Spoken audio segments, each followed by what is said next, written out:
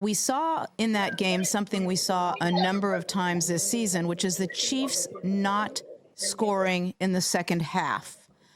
Is that because the opposing team is making the better adjustments at halftime? Is there something that the Chiefs need to worry about going into next week? What are your thoughts on the Chiefs' second half performance, not only last week, but in other games, as opposed to their first half performance? I'm just glad they're as effective on defense as they are. The fact that they're able to do the things that they did.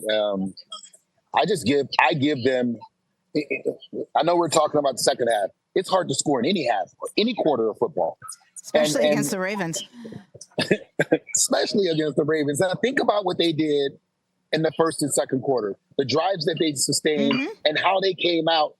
The Chiefs, they handled and dominated the line of scrimmage. I hadn't seen anybody do that to the Ravens all season. I don't care in games that they lost. Nobody dominated the line of scrimmage the way that they did. And I was just impressed. I was impressed at the statement that they made. The statement that they made, it blew me away. And Patrick Mahomes was locked in. I didn't see any drop balls. That first half of football was a statement half, and I think it set the tempo. And for Lamar Jackson, we put quarterbacks against each other, but they're never on the field at the same time. But what Lamar felt pressure because Mahomes was on top of his game. Lamar felt the minute he didn't convert a third down, the minute he didn't convert another third down, and back-to-back drives, it was like, oh, my God, we're down by double-digit points. This thing is getting away from us. And that put pressure on him to be more of a pocket guy when he should have just allowed the game to come to him. I absolutely, unequivocally agree with everything you said about the Chiefs, and there's not a chance I could say it any more perfectly than you just did. So I won't say it. I'm just going to say, as we say in the law, I concur. And the reason I raised the second half issue was not in any way to diminish what they accomplished in the first half, because as you noted, it was spectacular. I just wondered if there's any sort of theme to them not scoring in the second half, whether it's that they may let up a little bit or people are recognizing things. Obviously, it didn't matter given what they did in the first half and given, as you noted, that spectacular defense. I just wonder what the 49ers are thinking about that going into the game.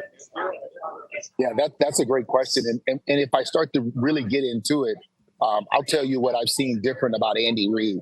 Andy Reid is what we call a play caller in a sense of he loves having fun. But what I've seen in the second half of games is because his defense has control of the game, he's like, okay, we're not going to lose it. We're not going to do any of the antics that we normally do. And let's play solid football.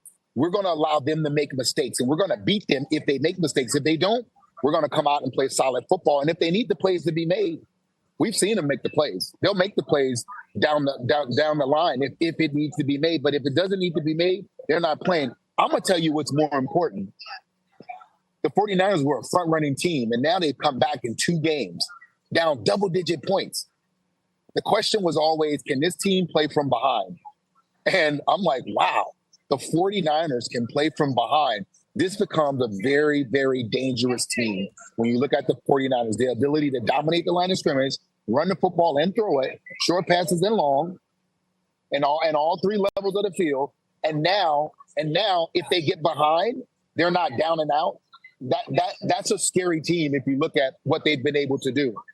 Check out new episodes of What the Football with Suzy Shuster and Amy Trask every Tuesday. Watch us on the Rich Eisen Show YouTube page or follow and listen wherever you get your podcasts.